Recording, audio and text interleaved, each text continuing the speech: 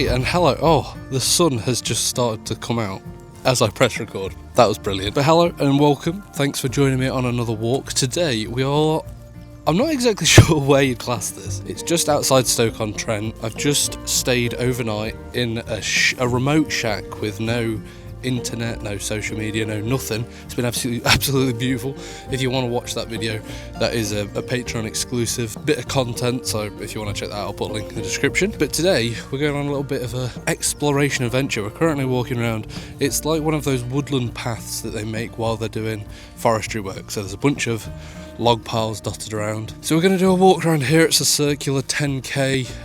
Shouldn't take too long, should be like nice and easy. All the paths are pretty proper and flat, so it shouldn't be too bad. There's just a few dog walkers out. It's actually a decent morning. We've been having very bad weather in England for the last 2 months, so it's nice to just not have rain. There's a bit of blue peeking through, so I'll take that. And then once we're done here, we're going to go to a local National Trust house, and that's called Biddulph Gardens. There's a bit of a house, some gardens, and a bit of like a Japanesey style garden there as well. So I'm excited to check that out. I thought I'll go have a look while I'm down this way. But right now, we're just following this woodland track. I really do love these tracks because like the path's easy and it's just, look at that.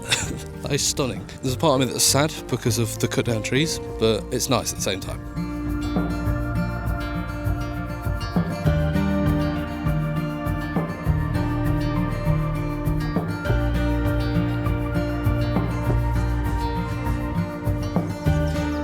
The other thing I find really interesting about walks in these areas is how dense some of like the woodlands get. I mean, you look over there and it's pretty sparse, but over on this side, I don't know if you can see it on the camera, but it goes so dark, like you just can't see through it. It's crazy. You got the sun coming up over there. Oh, it's actually turned into a very nice morning. I left the house, or the shack, and I thought it started to sprinkle a little bit of rain. I thought, oh, it's going to be ruined. But now the sun is starting to break through, there's some blue coming through, and I think we might get lucky with a bit of nice weather.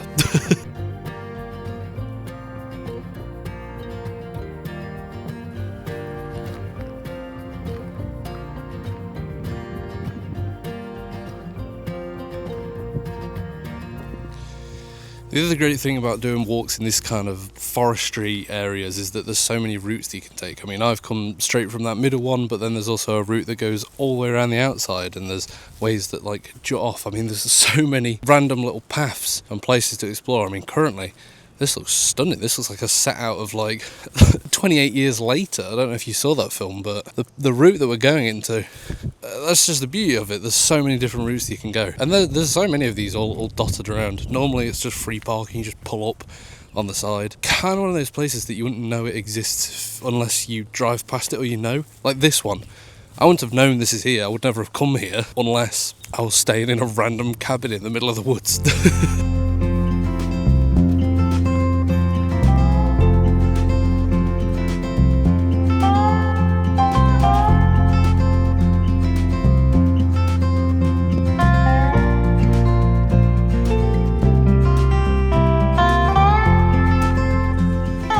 I don't think the camera really does these trees justice. These trees are absolutely stunning. And like this whole landscape, I've just been watching some squirrels just run up, and because they're so open and wide, you can see them just so clearly like running straight up a tree. It's so cool to see. But just look at this. I don't know what the forestry work is that they're doing. I'd like to think that it's good though.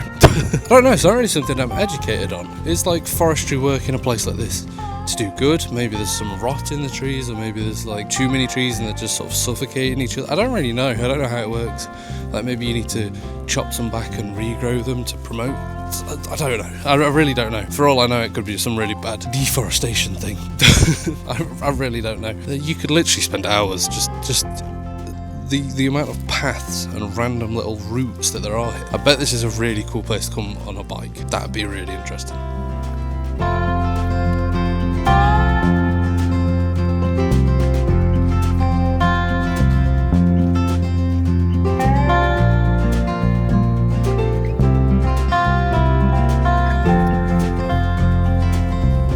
Okay, we've left the very wide open path And I feel like now we're in deep forest territory, which I kind of love. Like, the vibes in here are incredible. The path is almost like a stream at this point. Like, I don't know if you can see.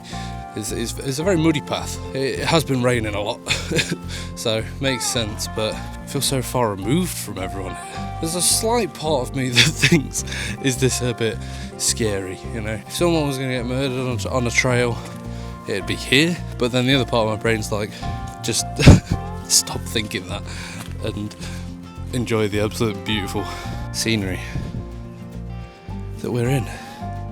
It's starting to look green. There's like patches of green. I don't know if you can see them very well on the camera. Spring is coming. We're finally going to get to go outside a bit more. I can't wait. I really can't wait.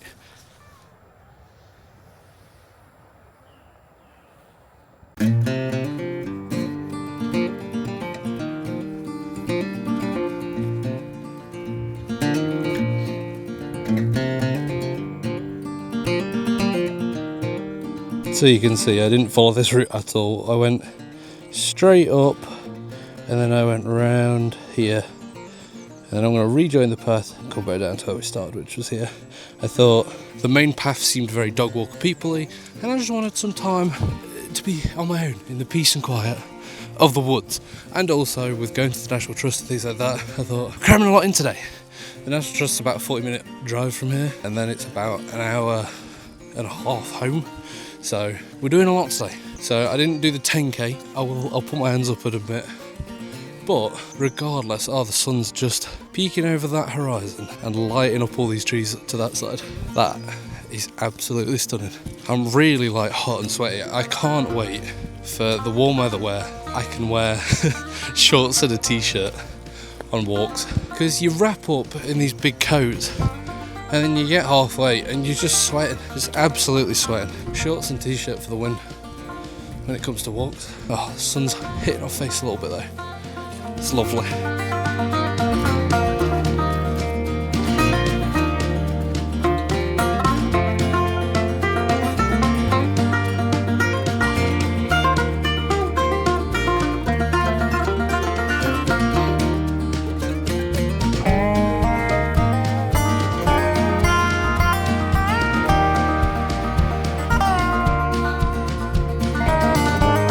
It's actually sad how excited I just got seeing that bit of colour. It's so nice though, like especially last year I felt it even more so. Now being a homeowner with a garden and being able to like see all the colours come through and everything just comes to life and everything just feels so much happier and alive, and you know, when all this is green and it's got colours. I love that sort of beginning phase of spring where you start to get the snowdrops, the bluebells, the crocuses. We've got crocuses growing in our garden now already, and it's just nice. It's nice to see. It's colour. It's what you need in life to be happy, I think. I think you need colour. At least I do anyway. I don't want to base my joy off of the sunshine and colour and summer and spring, but it does genuinely affect your mood. Like January, February for me is always such a low point on the pure basis of how dull and grey it is, how you can't get out, how you can't do anything because of how wet and miserable it is. You know, you go through the hype and phase of Christmas to just have dull, cold, grey, nothing. I don't even mind the cold. The cold's not the issue. It's the wetness and the grey in the sky. That, just seeing a bit of blue, makes a whole lot of difference in my opinion.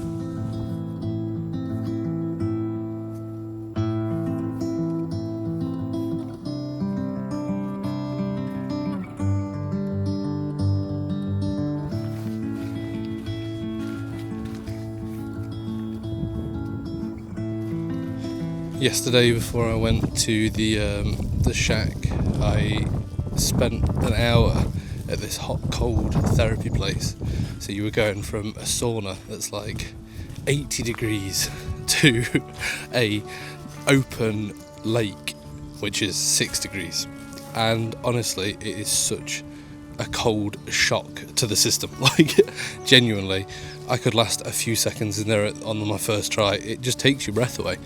But I got better at it as time went on. I feel like I was speaking to like the people who were in there, and they go in all the time and they were giving me tips and whatnot.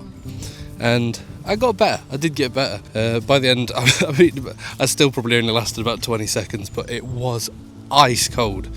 I don't actually know the science behind this sort of hot cold therapy thing, how beneficial it actually is, but I think one of the biggest things it does is like shows you how resilient your mind is. Like, you've got to go in the ice cold water. Well, you don't have to. And that's kind of the thing, is you're sort of forcing yourself out of your comfort zone, doing something that you don't want to do. And I think that's really important to do. I think it helps you make yourself realise that you're kind of tougher than you realise. And you feel good after the fact, you know? Stepping out of your comfort zone, doing stuff that you don't want to do, normally results in a good feeling. Like going on a run, or doing whatever, doing something that you're nervous about. You normally feel proud of yourself, or happy, or whatever it is, after the fact. So I definitely recommend doing something like that, like a hot cold thing. And it feels kind of cool, you know? Going in oh my god, this path is very muddy. But going in like a open water lake, you could swim in it. I think if you went in the summer, probably be warm enough to go just swimming in it. Whereas like, I decided to go in February, so it's not great. Let me show you the path that I'm currently on, because it is tetchy. This is what we're currently dealing with, and it's very thin. So I'll update you when I'm on the other end of it.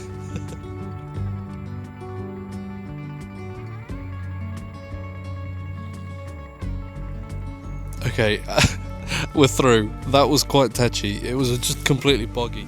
That side is just like full of water. I had to sort of creep around that side. I debated going through the middle because someone put a log there, but I don't trust my balancing skills to do that. So I thought probably best to just get my feet a little bit wet and go through.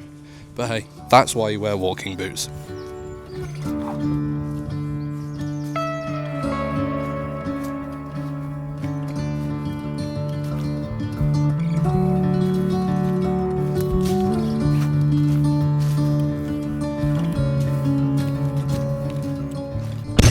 And that is the walk done. We are now going to head off and go to the National Trust, which is about a 40-minute drive, so I'll catch you in a little bit. But that was a genuinely lovely walk. The sun came out for us, and I'm sad to leave because this is where I stayed in my shack as well. If you want to check out the people who own the shacks, by the way, and you want to stay in your own, like you saw me in it this morning and thought, oh my god, yes. I'll leave some links to them in the description. They let me stay there for free in exchange for doing some promo video for them, and then I've been able to do my Patreon special, so absolutely go check them out. Incredible people, an incredible location and stay, oh my god. And there's so many others around the UK, so maybe I'll have to go on a tour of them, and we just go on walks on this channel around the location of the shacks, maybe. But no, in all seriousness, it was stunning walk, stunning area. I wish I could explore more, because there's like paths that go the other direction and the other way. But anyway, on to, is it Biddulph House? Maybe? Yeah, I think I said it earlier. I can't remember. But anyway, I'll see you there. Okay, we have arrived at Biddulph Gardens. It looks very, very interesting. This is probably going to be busier than like the walk, so I probably won't film as much. Might film a little bit, but it's probably going to be more like cinematics and stuff. So just enjoy and have a look at Biddulph Gardens. I'm going to go get a coffee. I'll see you in there.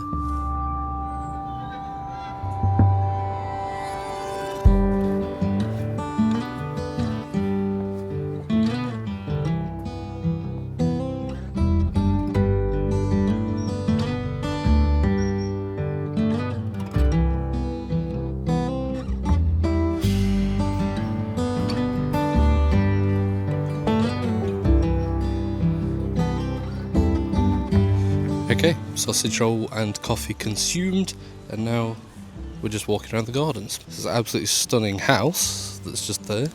I don't really know much about this, like in terms of the property or what it was used for or anything, so I can't tell you that. Although it does say that the house is privately owned, so maybe it's still in use. Look at this. The weather's turned absolutely incredible, by the way. That is stunning. Wow.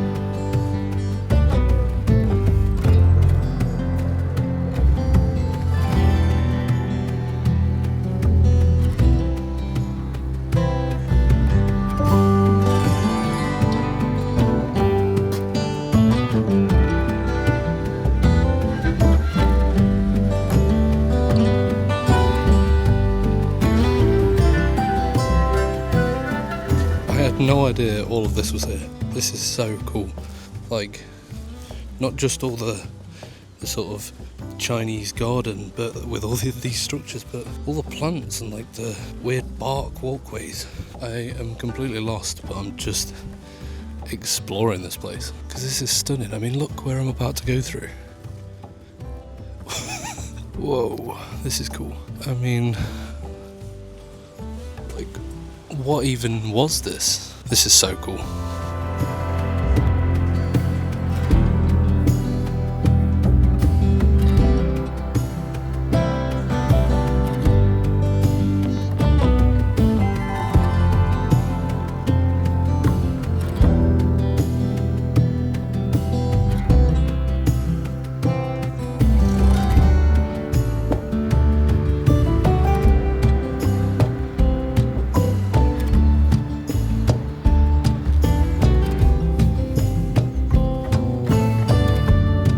This is a really cool place for like kids and families. There's all stepping beams and there's been seesaws and everything. There's a little den there. It's very well done up. I'm sort of like walking now away from the house and doing like a big circular around. I was speaking to the lady on the desk when I came in and she said there's something like 16 acres here.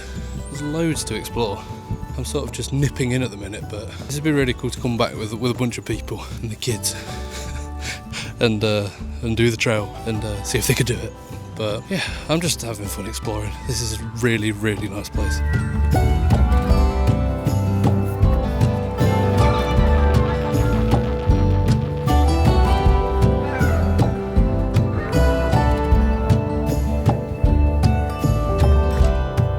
And there we go. That was a walk around Biddulph Gardens and also some random woods that I still don't know the name of. Just outside of Stoke-on-Trent. It's weird because when you think of Stoke-on-Trent, people just think of the grey city and the sort of rundown, underfunded place that it might be. And there's all these beautiful spots surrounding it. And I think wherever you are in the UK, there will be beautiful spots surrounding you somewhere where you can go on a walk or whatever. I'd really like to come back to this National Trust when it's sunny in the spring or something. And there's more flowers out in the gardens because I think I can see like where things are starting to bud and come out, but it's not quite there yet. But regardless, well, stunning little place, cafe, second-hand bookshop, sadly no books, and just a really nice little place. I think it'd be really good for kids and families chilling there for the day. Go around the Chinese garden, just sit on a bench and have a good time. There's benches here as well. Like I say, it's on the cusp of spring. So it's starting to get there, but it's not quite there yet. And I think I'd love to come back to somewhere like this. It's fully out and blossomed. But anyway, thank you so much for joining me on this little day out, this little adventure. And I'll see you next time for another walk.